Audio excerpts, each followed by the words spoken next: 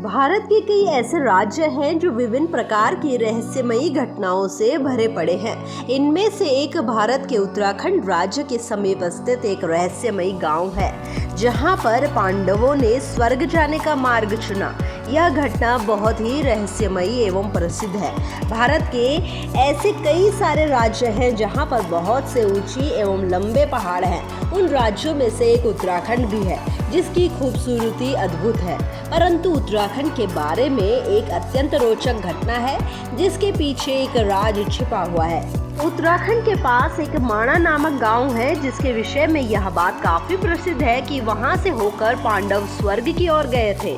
इस मार्ग को स्वर्ग रोहिणी के नाम से भी जाना जाता है। इस गांव के बीच में दो पहाड़ी थी और बीच में खाई थी, जिसे पार करना सब लोगों के बस की बात नहीं थी। जब इस रास्ते से पांडव स्वर्ग की ओर जा रहे थे तो उन्होंने सरस्वती नदी से आगे जाने का रास्ता मांगा, लेकिन उन्होंने इनकार कर दिया। भीम ने दो बड़े चट्टानों के टुकड़ों को उठाकर यहाँ पर एक पुल का ही निर्माण कर दिया।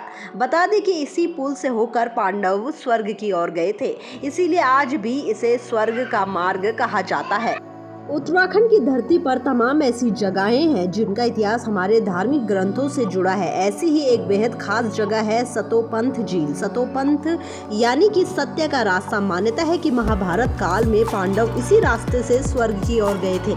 यही वजह है कि इस झील का नाम सतोपंथ पड़ गया। इसके अलावा यह भी बताया जाता है कि जब पांडव स्वर्ग की ओर जा रहे थे और एक एक करके उनकी मृत्यु हो रही थी, तो इसी स्थान पर भीम की मृत्यु हुई थी।